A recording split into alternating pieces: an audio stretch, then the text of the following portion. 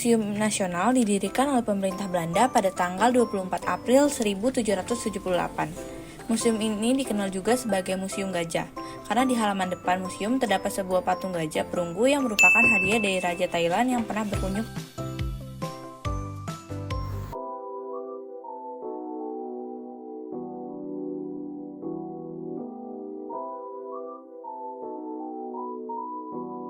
Kita diajak memasuki ruangan rotunda yang menyimpan berbagai jenis dan bentuk arca yang berasal dari berbagai periode.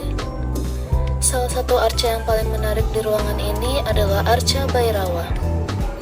Terbuat dari batu andesit dan berukuran sekitar 4,41 meter, arca ini ditemukan di Padang Roco, Sumatera Barat. Terdapat pula arca Ganesha. Ganesha adalah dewa ilmu pengetahuan dan penyingkir rintangan. Ia digambarkan bertubuh manusia dengan kepala gajah dan membawa mangkuk berisi ilmu pengetahuan yang dihisap belalainya. Selanjutnya, pengunjung dibawa memasuki peralatan arca. Di sini terdapat taman yang dikelilingi dengan selasar atau lorong yang menampilkan berbagai jenis arca, hingga beberapa prasasti. Prasasti yang ada di sini adalah prasasti Telaga Batu, yang merupakan peninggalan dari kerajaan Sriwijaya. Di bagian tengah taman, terdapat arca Nandi yang merupakan patung lembu yang melambangkan kendaraan Dewa Siwa. Arca ini digambarkan dalam posisi mendekam dengan kaki dilipat dan hiasan seperti lonceng di lehernya. Setelah melewati area taman, masih terdapat beberapa koleksi arca yang dapat dilihat oleh pengunjung. Salah satunya adalah arca Harihara. Harihara diduga sebagai perwujudan Raden Wijaya, yang merupakan pendiri kerajaan Majapahit yang memerintah dari tahun 1293 hingga 1309. Di samping arca Harihara, terdapat relief Surya Majapahit yang diyakini sebagai simbol kerajaan Majapahit.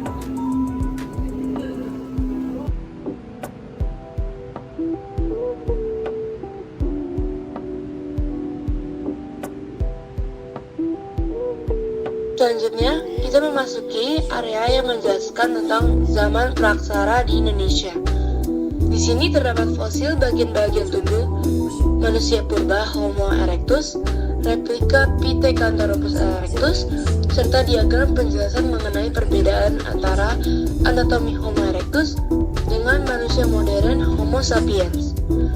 Dijelaskan pula mengenai sejarah penemuan fosil Pithecanthropus di Indonesia, serta tokoh-tokoh yang berperan di dalamnya, salah satunya Eugene Dubois. Di area ini terdapat pula peta yang menjelaskan tentang persebaran suku bangsa dan bahasa daerah di Indonesia. Setelah melewati ruangan tadi, pengunjung dapat melihat koleksi topeng dari penjuru Nusantara, mulai dari Sulawesi Utara, Kalimantan Barat hingga Bali.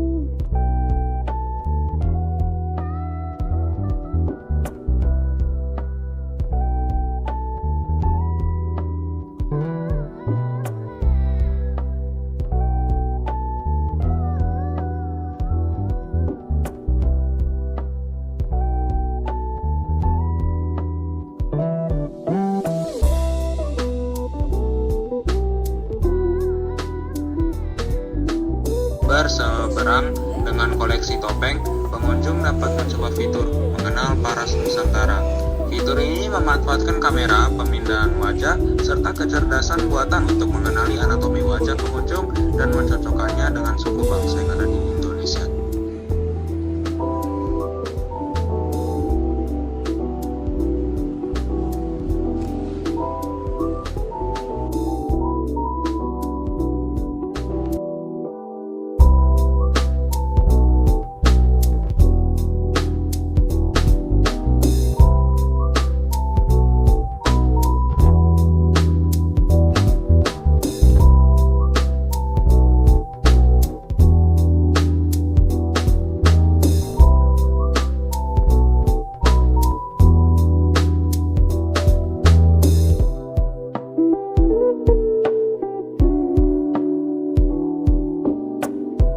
Setelah itu, kami memasuki area selanjutnya yang disebut Gedung Arca.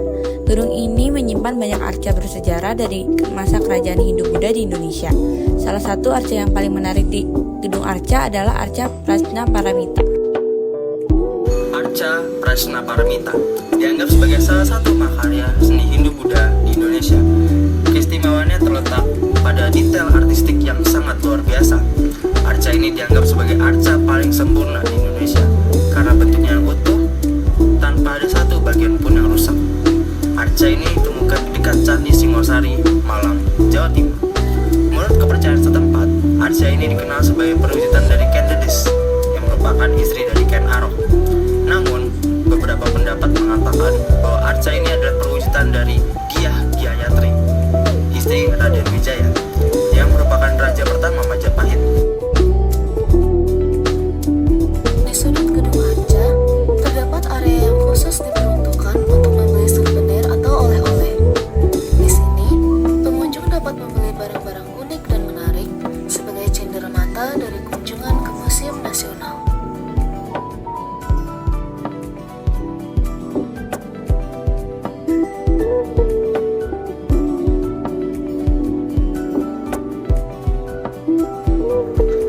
Di sini, pengunjung juga dapat berinteraksi dengan perangkat layar sentuh yang disediakan oleh Museum Nasional. Pengunjung dapat mengetahui informasi mengenai koleksi-koleksi yang dipamerkan.